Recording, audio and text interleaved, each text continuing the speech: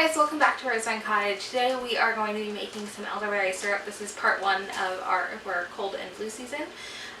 So a couple more videos of some family favorites that we like to keep in our cupboard for the season. But before we get to those, today we're making elderberry syrup. So we're going to need a couple of ingredients, and most of these are local to you, but you can get them online also.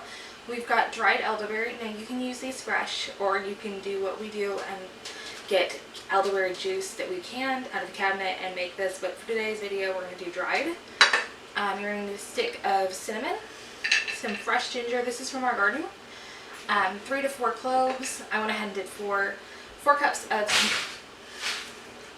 of spring water or filtered water, and a cup of raw honey.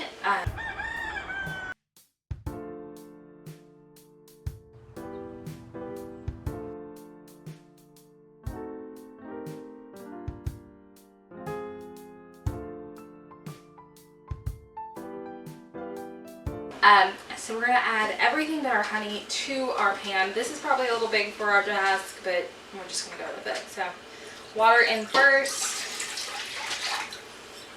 I'm going to add our ginger, cloves, cinnamon, and elderberries. Alright, so we're going to take this over to the stove and we're going to bring it to a simmer, and we're going to let it simmer for about 30 minutes.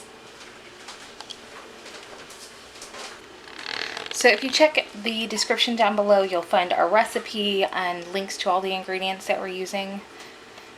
We grow our own elderberries, but you can absolutely buy these if you do not have them, or look for them locally. Alright, so I'm just going to stir this lightly. You can already see that the berries are coloring the water. It's absolutely normal. You got the little ginger right there. You can also opt for locally raised honey if you have it.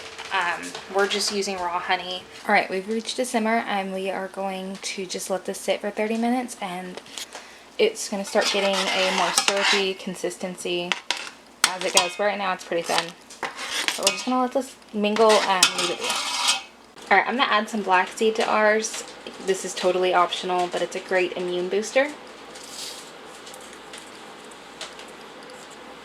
And you can check our recipe on our website for all the other extra additives that you can put in your elderberry syrup just to boost the nutrition value and the health benefits.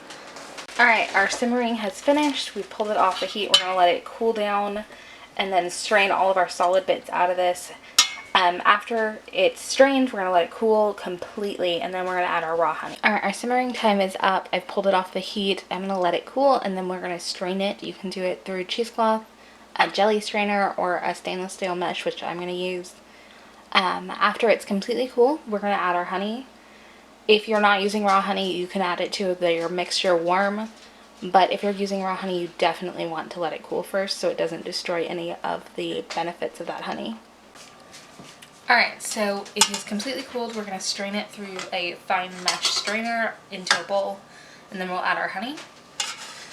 This will stain, so be mindful of that while you're pouring.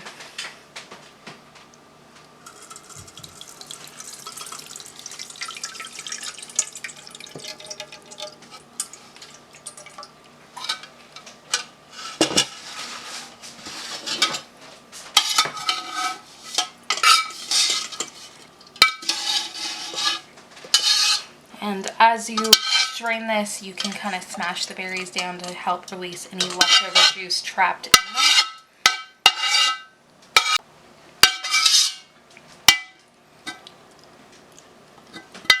There we go.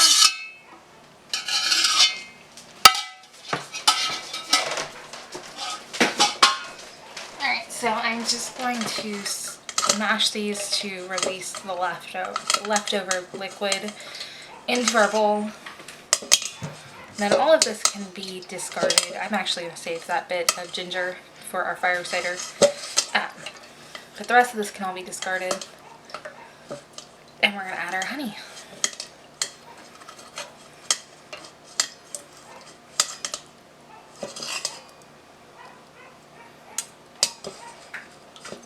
It is time for our honey. We're just going to dump this in.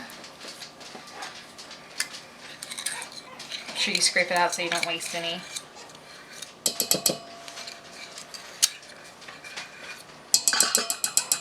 Like a spatula. Yeah.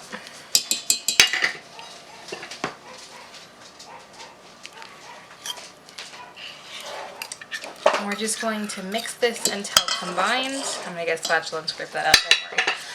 Mix it until combined, and then we are going to pour this into a jar and store it in our fridge. Make sure you get a nice sealable lid on there so it doesn't leak, and then you're just going to take a little spoonful of this to boost your immune system whenever you're starting to feel poorly.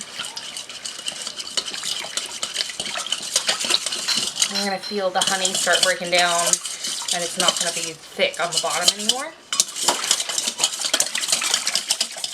There we go. I'm going to get a spatula and get the rest of this out of here.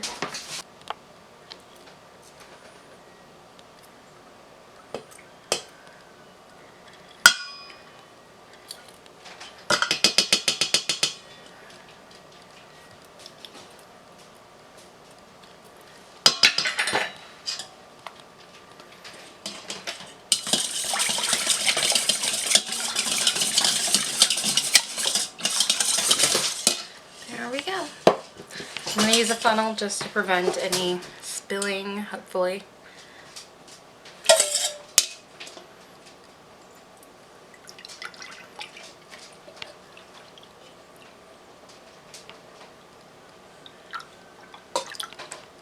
There we go.